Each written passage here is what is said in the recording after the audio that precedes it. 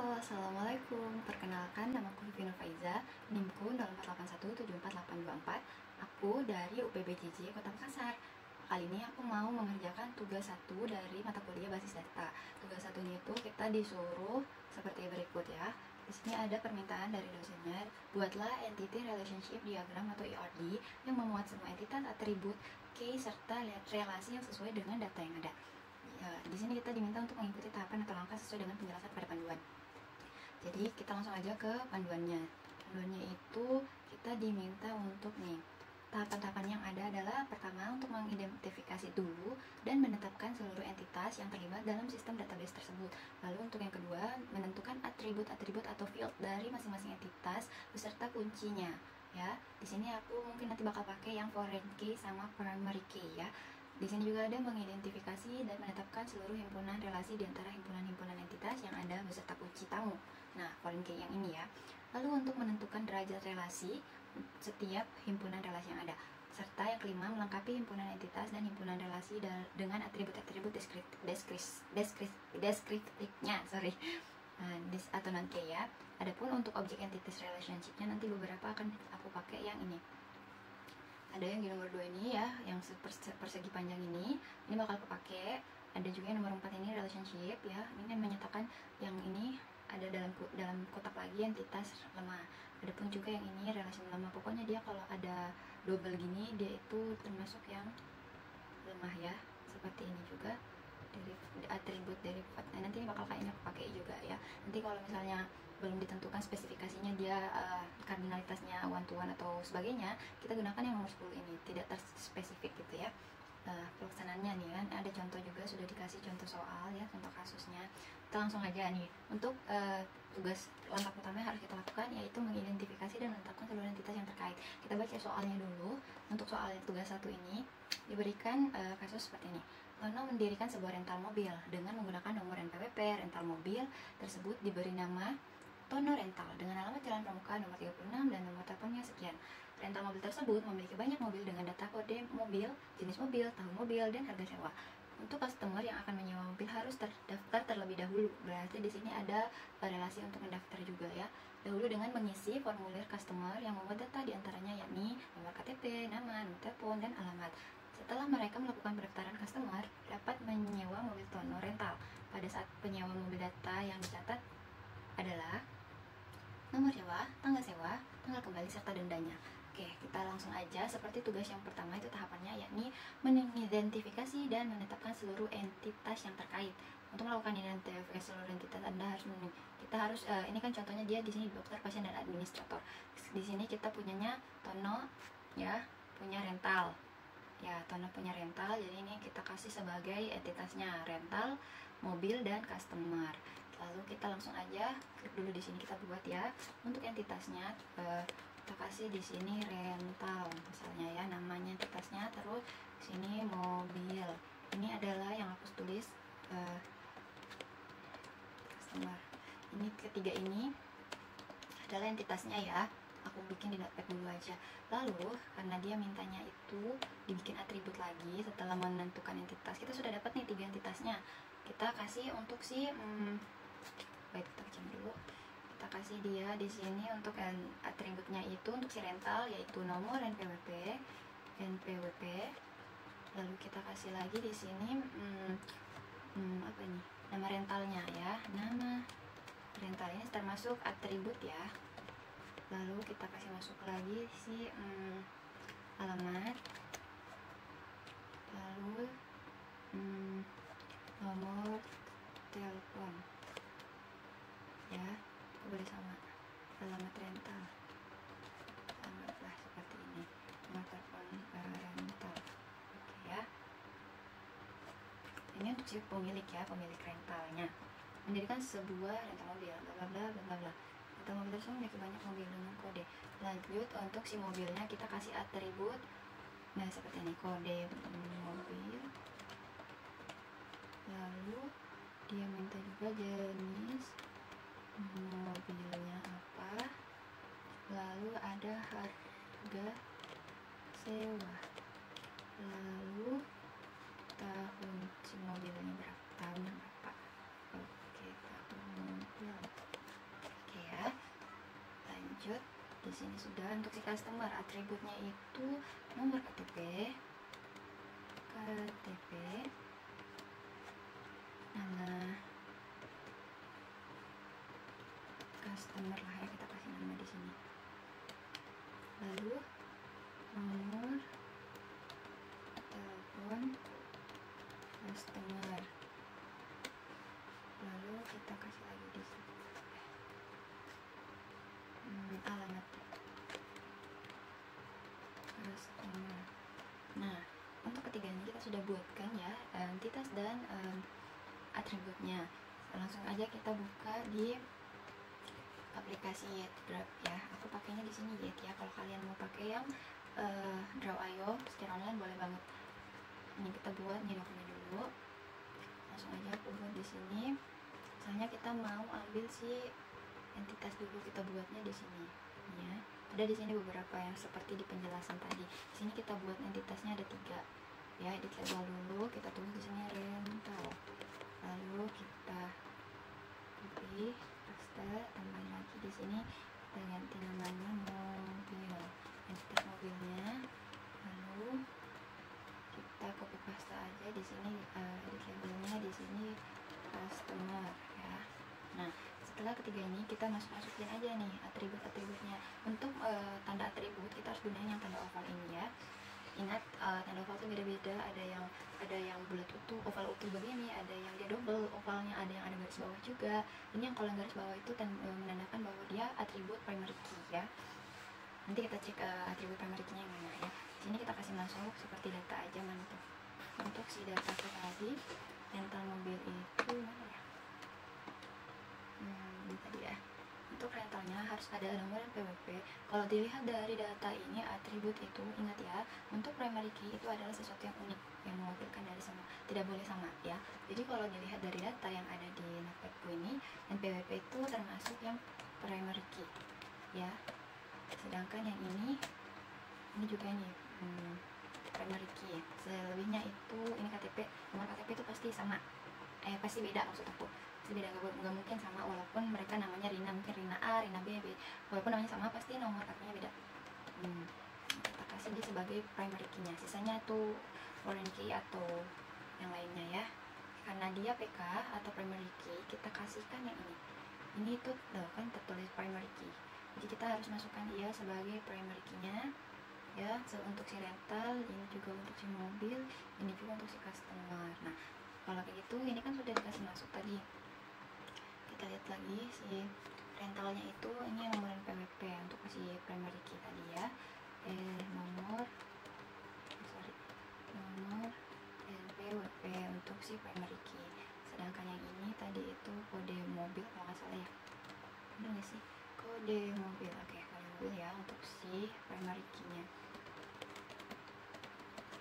Lanjut lagi nih atribut yang ini, itu tuh kalau nggak salah itu nomor KTP, edit nomor KTP ya. Oke, untuk sisanya kita tinggal masukin. Sorry guys. Nama rental, alamat rental, serta nomor telepon. Nama rental, lalu alamat ya. Kita copy paste aja. Aku lanjut dulu ini, aku cepat aja ya. Alamat rental.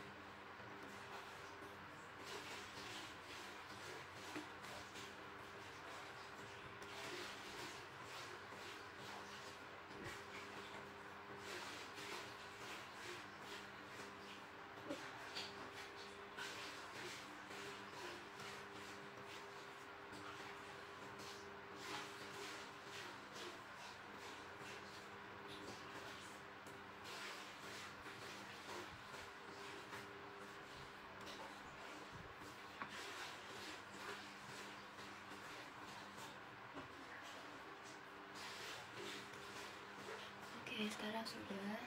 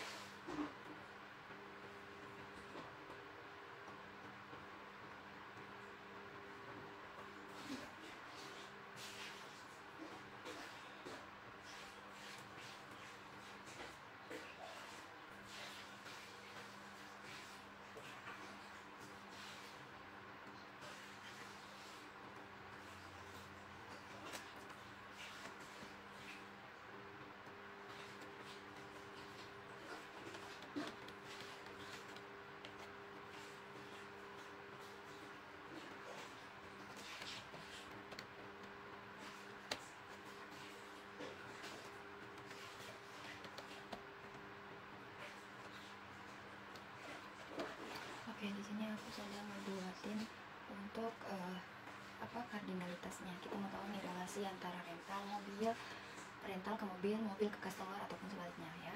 Jadi aku di sini bikin matriks relasi namanya. Perkecil aja kali ya. Begitu.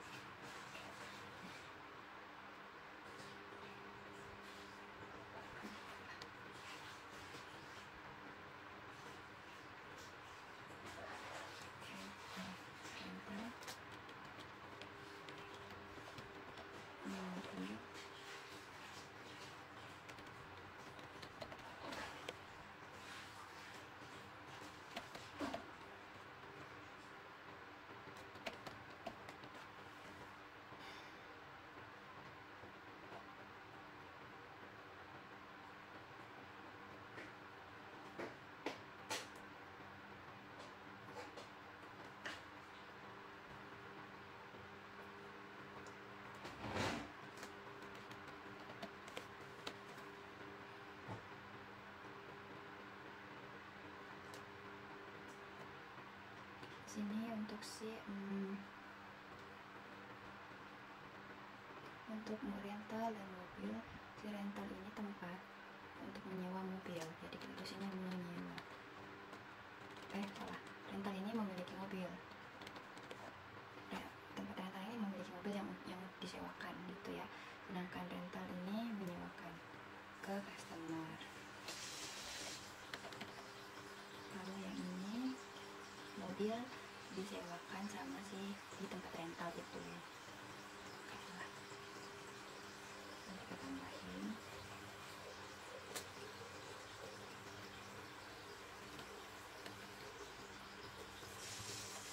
Misalnya memiliki order rental ya. Terus untuk si mobil dengan mobil nggak ada hubungan, mobil ke customer, mobil disewakan kepada customernya. Oke. Lalu si customer ke tukang rentalnya, tempat rentalnya itu menyewa hubungan customer ke mobil itu customer nyewa juga ya. Enggak, ini mendaftar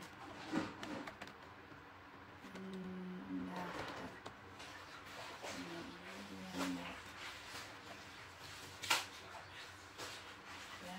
Misalkan di sini kalau aku ada 1, 2, 3, ada 3 yang nyewa itu ya. Nanti di sini harus ada hubungan antara itu relasinya itu hanya seperti ini. Kita bisa dulu aja.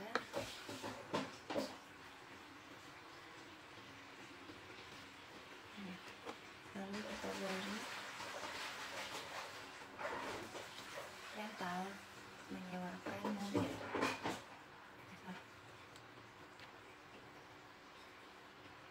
Rental menyewakan banyak mobil. Jadi satu tempat rental menyewakan, ini kayaknya hubungannya one to many ya, karena banyak mobil ya. Kita kasih tanda yang seperti ini.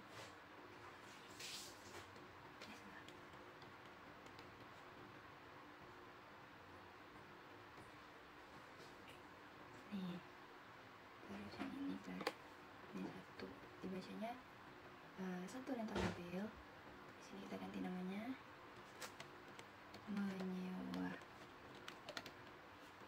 menyewakan banyak mobil disewakan, sewakan ini disewa ini gitu kan. Lalu untuk si mobil dengan customer, banyak mobil bisa disewa sama banyak customer ataupun sebaliknya. Kita bikin dulu untuk si hubungannya ya, kita biar rapi. Nah, banyak mobil, kita harus cari tahu dulu relasinya dia apa. Ini bukan disewa, ini dimiliki.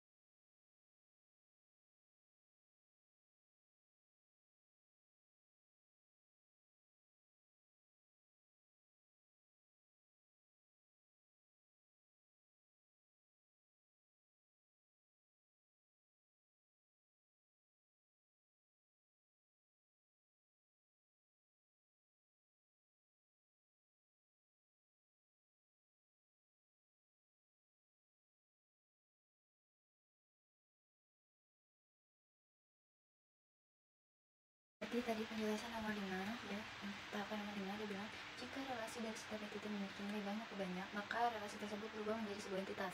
Jadi di sini yang relasinya memiliki nilai banyak ke banyak itu yang sewa ya. Sewa itu berubah menjadi entitas baru, di mana nanti atributnya itu ternyata di sini bilangnya adalah primary key dari setiap entiti yang terhubung. Nah kita lihat ya, aku sudah gambar di sini. Ternyata ini yang harus masuk di sini tuh selain ini 4 harus ada masuk untuk kode mobil serta untuk nomor KTP karena mereka terhubung dengan entitas yang sama. Ini sebenarnya seperti ini ya. Ini juga ini ke sini. Karena banyak ya hubungannya. Kita ini ke sini tuh. Seperti itu. Nah, ini ke sini. Seperti itu nah. Salah. Oke ya. Lanjut, kita tambahkan berarti di sini untuk si entitas yang lainnya. Karena ini merupakan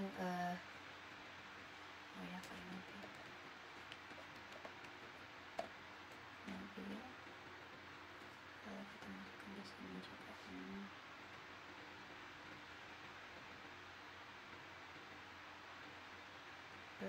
yang salah.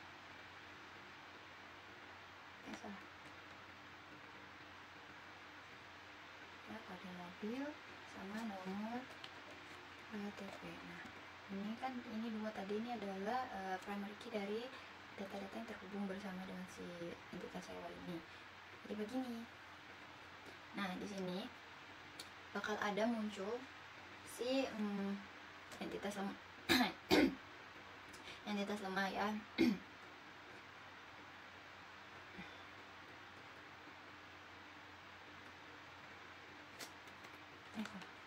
Ini tuh sebenarnya dia merupakan entitas lemah karena dia bukan sebuah aslinya bukan sebuah entitas gitu. Dan ini terjadi dikarenakan adanya hubungan antara si relasi many to many di sini ya. Jadi kita ulang, agak ribet ya.